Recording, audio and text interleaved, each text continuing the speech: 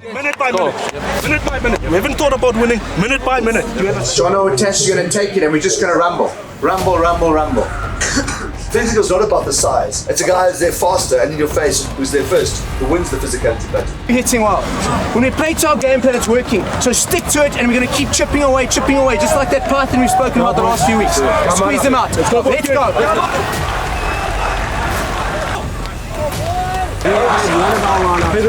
Don't drop the intensity now, Oaks. This hasn't been a break. Keep it going. Keep it rolling, Oaks. Same thing as the exact first half, Oaks.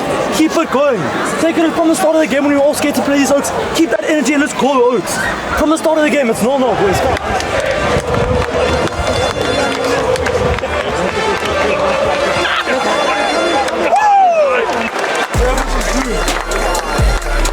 And lastly, thank you to you boys. Come on!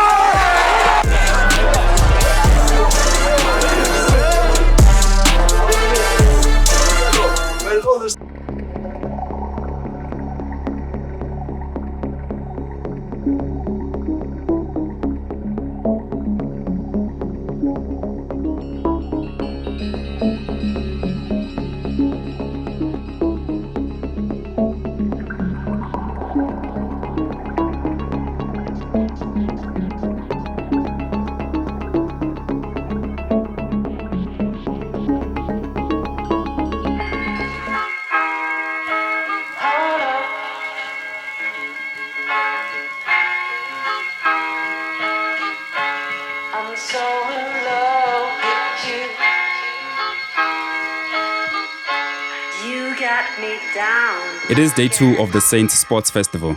We caught up with the boys just outside their locker room. They seemed very chilled, very relaxed, considering the number of people that are expected to come through the gates today. Thousands and thousands are expected to descend on the St Stithians Sports Ground. Now, last game against St Andrews, the boys did something that was phenomenal. They managed to win their midweek game. As a filmmaker, part of me has to remain objective, but I'm involved in this story since I'm an old boy. And I was so proud to see the boys win the midweek game, the Thursday game actually.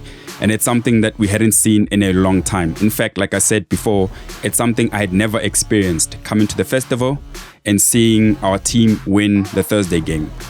Now, today they face another tough opposition in Clifton. Let's see if they can step up and have a clean sweep at the Saint Sports Festival. Is this your second year, or third year? This is actually my second year. So I came last year on a sports scholarship. So very grateful to the coaches and the school for giving me the opportunity to play at such a beautiful festival. I mean, not every guy gets the opportunity to play, so I have to make it count. So where are you coming from? What school? So I came from 4 Years High School. Obviously with hopes to become a professional rugby player and obviously seek a better life for myself. So how did they find it? I had a few friends who actually told me, this is a good school and we need a couple of players, because before I came here they weren't doing too well. So actually one of my friends helped me get in here and introduced me to the coaches. So now I'm here. What do you love most about rugby? I think the brotherhood that you build. I mean, rugby brings people together. I mean, I wouldn't have met most of my friends if it wasn't for rugby. And I think it also teaches you discipline, which is needed in every day of life. You need discipline, Tyler. You like discipline. Yeah, I would say I'm a discipline-orientated person. So I think discipline has helped me a lot. I know, rugby is our life, so to some people, rugby is just a game. But to Tyler and myself, it's more than that. It's like our future. It's his life. He's been training since he's 8 years old for this, so we're very grateful to be here. Tell me about the training. Why is rugby so important? So, like, I've been in MMA for years, and I believe everybody's got a gift. So Tyler's very good at sport. Whatever he touches, if he touches a soccer ball, he's the top. If he touches a rugby ball, he's the top. So he's very disciplined, and it's just like it's his passion, and he's obsessed. So that's what he wants to be. So that's what we're gonna make him become. Tell me about Tyler. How was he when he was a youngster? So Tyler's always been he's blessed. He's very physical and very disciplined. So he's been training since from the age of like 7 or 8. He's been in the weight room doing weights. He's been doing boxing. He's been doing wrestling, and he's been playing rugby. So he's always had a love for rugby from a young age. Okay. So what are some of the training that you go through? People tell me that Tyler lives in the gym. Yes. What do you take him through? Is it a bit too much? So to a lot of people it's a bit much, but to us we like born differently, to be honest, not being disrespectful. So Tyler will train 6 times a week. Twice a day. Out of those, twice a day will be 3 times a week. So we'll push weights, wrestling, boxing, and then we'll do rugby in the afternoon. So it's so much of everything. Rugby is very physical. That's what people don't realize. The guys say size and strength doesn't make a difference. It's just technique. But I don't think they've played rugby. No, rugby's evolved so much. So the guys that are big and strong, for example, like Tyler's weighing about 98, 99 kilos, and he's running 100 meters in 11.3. So it's very deceptive. He's very powerful and he's very fit. So I believe in hard work beats talent. So basically. Tell me about some of the training, right? That's not on the field, right? So training, how does that help the rugby? So as you can see, a lot of the rugby is very physical. So we do a lot of Greco-Roman wrestling, boxing, especially to develop your shoulders, develop your legs, to develop your whole body, because it's physical strength and conditioning. So it makes a difference being tackled by him. You battle to get up. So it's like totally different to just rugby itself. So we believe we have a much bigger advantage than everybody else. This is actually my first time playing in the festival, Okay, and how are you feeling? I'm feeling very confident in myself, because I've been preparing for this moment, and confident in the team, you know. Yeah. And how do you guys prepare for this? Like, what are your schoolmates saying? What's the pressure like? Obviously there's pressure in everything, but I mean, pressure is a privilege. So, I mean, if you know how to deal with that pressure and use it to your advantage, and then you just bring your brothers together, you lift each other up, and I think, just having your brothers next to you is what's going to take us forward. Okay. And what are your predictions for the festival? So I think we can actually get 2 wins this festival against Clifton as well. Yeah. And what's the plan for him? I mean, you spoke like rugby is important to you guys beyond school. So fortunately, his mom is Italian, so Tyler's got Italian citizenship. So we're trying to, when he finishes school, to be eligible to go to Italy to try and get in the Italian under 18 team, and hopefully the under 20 setup, and then under 23, and then the national team. So then is the plan that he does varsity in Italy or club rugby, or you want to ship him out as soon as school is done? So what would be the plan after school? Life is funny how it works, so whatever opportunities come. So the more we push, the more opportunities come. So I can't actually say. Yeah. If the door opens to go to Italy, we'd love to go there. If the door opens to play in England, we'd love to go there. If the door opens to play in South Africa, we'd love to go there. Obviously, we're born South African and we'd love to play here, but the reality is I don't think you get as much opportunities here as you get overseas. Yeah. So that's a sad reality. So for parents that potentially could face a similar situation, what would be the path? Because I'm trying to think now, like, how would you do it, you know? So if you finish school, how do you even get picked? How do you get noticed by teams in Europe, for example, right? That's the thing. So if you're not in the Currie Cup, that's the thing. That's actually a very good point. So there's so much competition. That's why we work so hard, because you actually have to be very special. You have to be like a match winner. Guys need to take notice of you. You're just another number. I can pick 1,000 different boys. It doesn't really matter if you're not performing. So you have to shine. You have to keep on pushing. You have to work harder than everybody. You need to take the opportunities that you get. So a lot of boys will say, yeah, I'm talented, but the guys are training 2 hours twice a week. We're training 18 hours a week. So in 3 months, we're surpassing you. Yeah. Where does he find time for school then? Homework? Tyler, that's what I'm saying. We're very disciplined. He does his schoolwork. Tell me, can you give me a run through? What's the typical week or day look like? So we train 6 days a week, twice a day. So usually in the morning, he'll run at least 3 times a week. Then he'll go to school. He does his schoolwork. Usually, I think it's every Tuesday, does extra Afrikaans lessons, and he does the extra. I think there's a day on the Tuesday does extra work.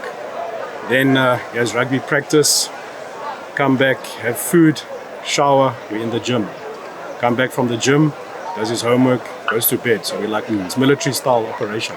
Very disciplined. Tyler, it's a freak of nature. I've never. As a parent, people say I'm biased, but I've never seen someone perform like that. Even my pro fighters at the gym say they can't believe how hardworking and dedicated he is.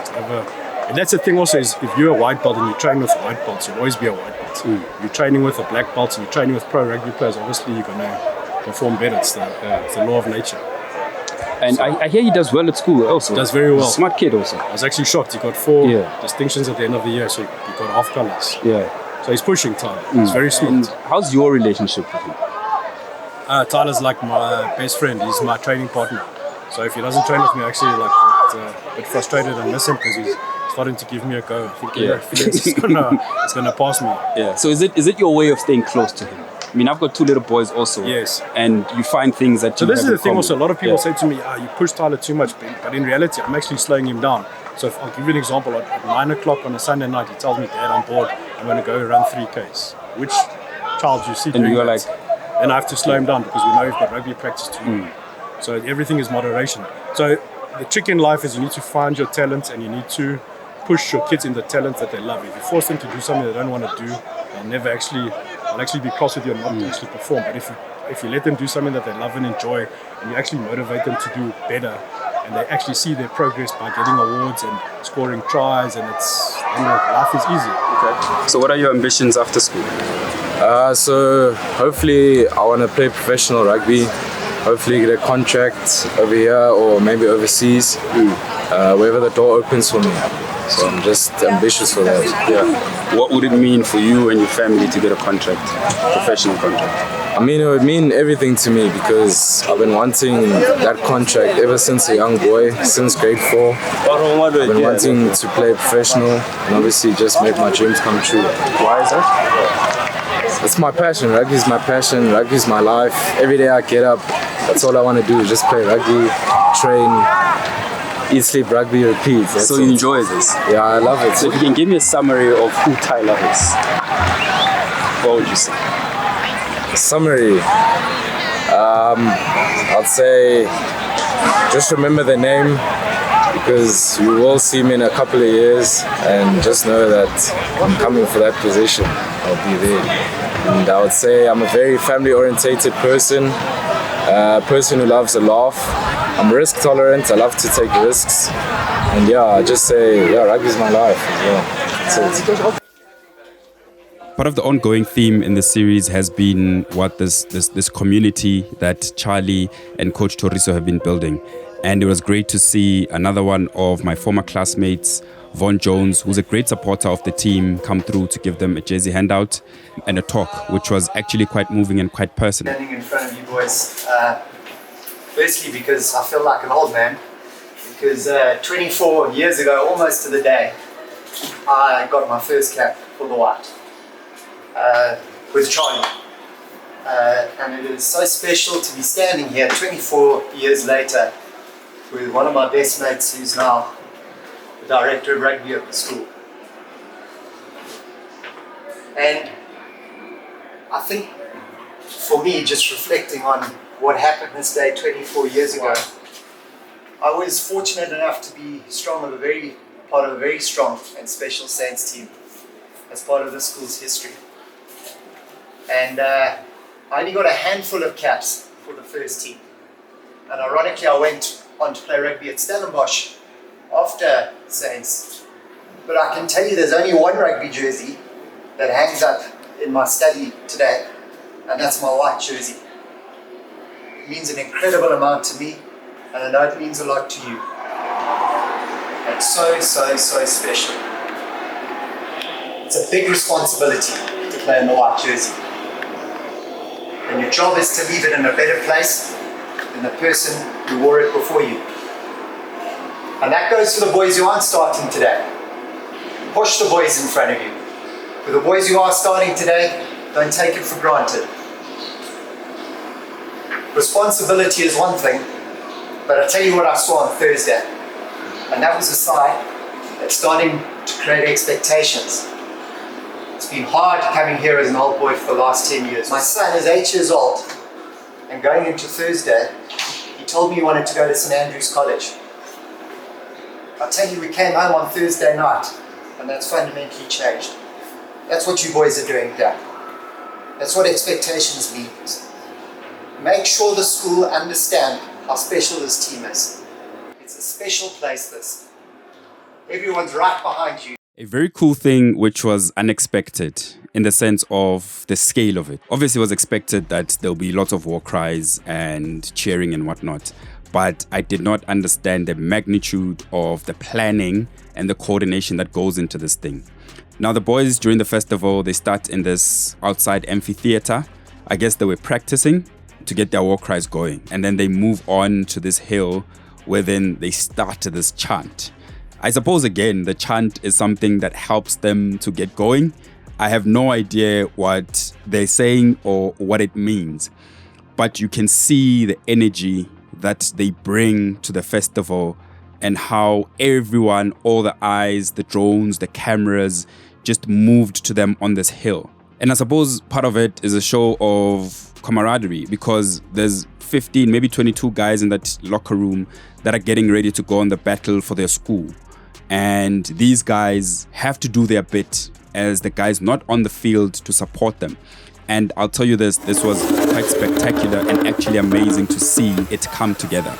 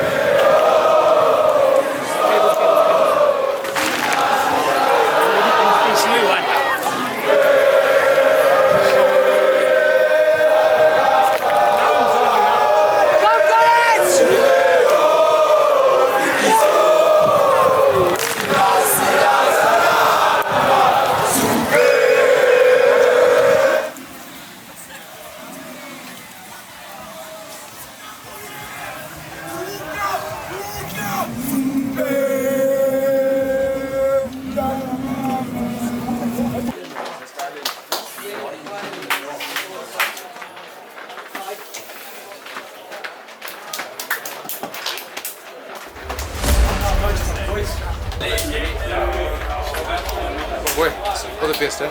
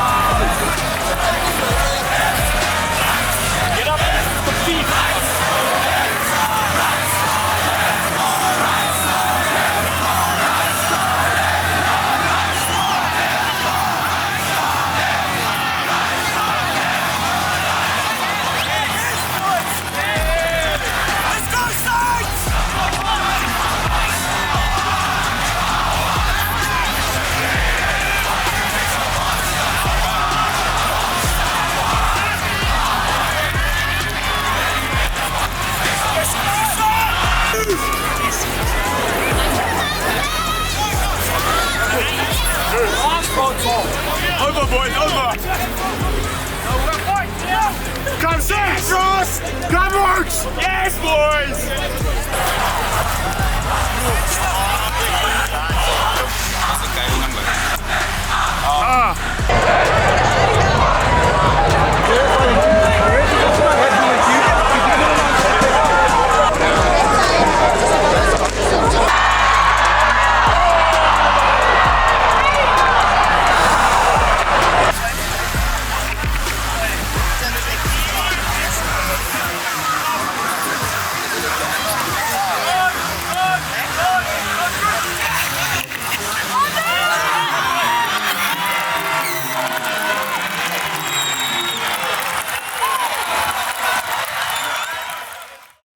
In the last episode, we caught up with Gia. He was getting strapped. It was his ankle. It had been giving him some trouble. Now, unfortunately, in this game, he got injured and had to be sent off. Now, this is critical for the team because Gia is a key component to this team, obviously in the scrums, but also as a leader. Now, most importantly, they have a massive, massive game against Jeppe Boys coming up next week. And that's a tough, tough opposition. One of the top schools in Johannesburg and actually now the country. Losing a guy like Gia or potentially losing a guy like Gia could be critical to their performance in the upcoming game against Jeppe.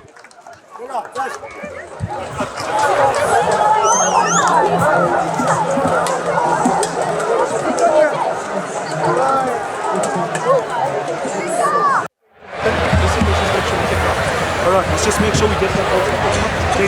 Chase line. Tana, no stupid stuff with shoulder check. Okay, do not get caught up in the moment. Alright, gents, we still have a game to win. Right, need the side shows. Let's go. Okay, gents, let's go win this game. Alright, that's a good boy. Okay.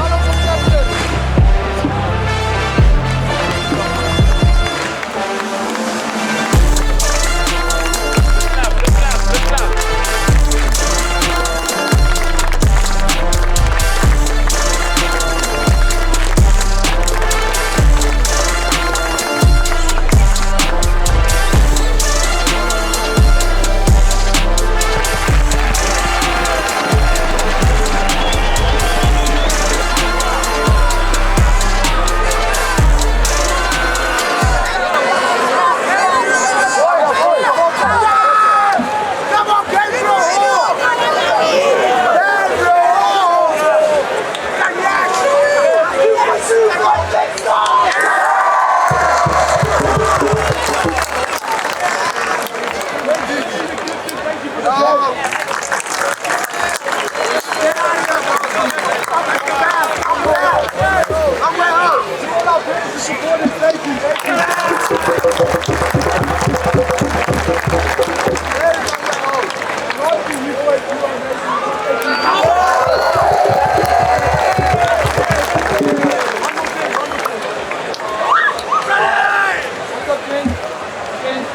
you all of you, the parents, and everyone around. We couldn't have done these Pt.2 wins without you.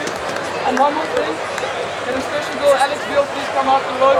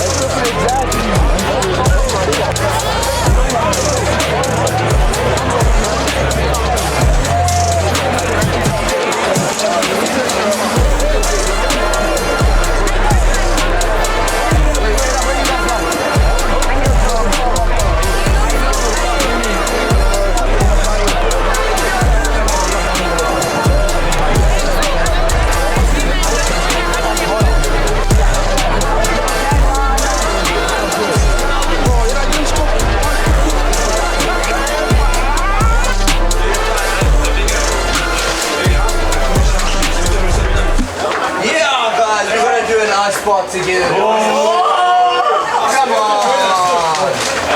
Come on, Mr. Kelly Soki. Waiting, boys. Okay, so much. But you're still the first team to win 2 games here. Would have been 3 for 3 in like 20 years. And the first team would have said again.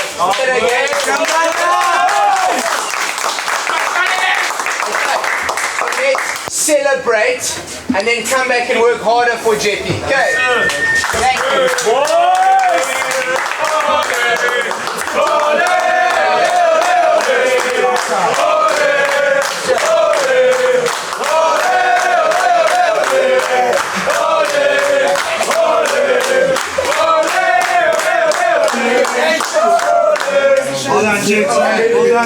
smart enough. That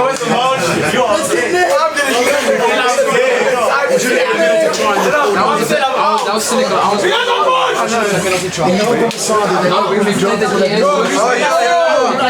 was going Boys, let's get a shower. Let me in our spots. Shower, our spots. I asked him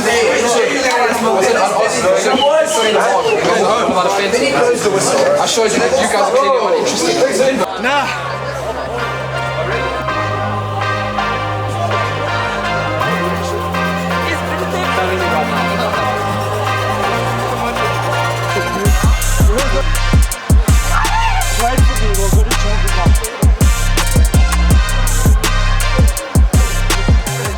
What is this veteran thing they keep saying?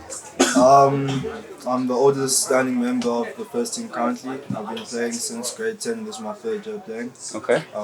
Currently today I'm on 36 caps.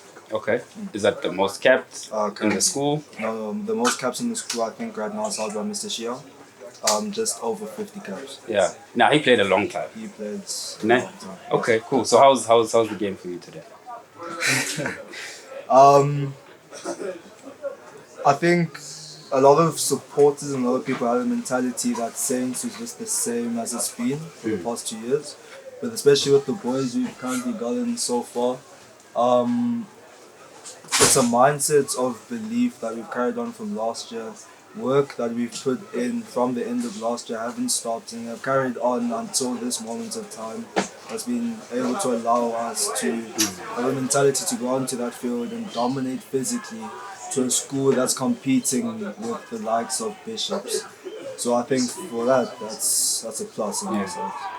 Then after the game, you're very emotional. Yeah. What was happening there? I've played Saints first for 3 years, 2022. That Thursday game we won, I think, but that Saturday and Monday weren't good fixtures for us. 2023 we lost Thursday and the Saturday.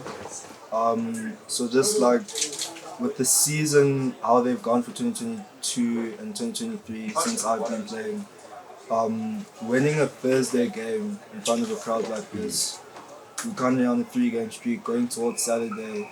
It's personally for me very emotional. Yeah. Just because of everything we've gone through, the work we've put in, like Yeah. it was just a lot at the moment. And you guys are on a bit of a high, right? Yeah. So perfect start to the season. Perfect start to the season and we're only going up from here. What do you make of it? I think realistically we're only going up from here. Yeah. A lot of niggles we have to fix in this game also, especially with the shallow technique in the game, defense.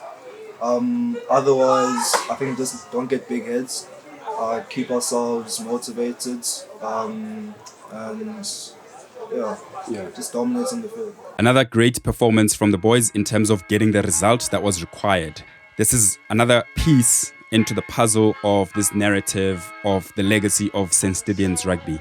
These guys definitely now have cemented their legacy as one of the better teams in the Saint Sports Festival simply because they won both their matches and had a clean sweep at the Saints Festival.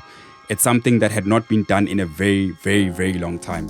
And I think the boys, the staff, the teachers, the school, everyone can be extremely proud of this group of boys.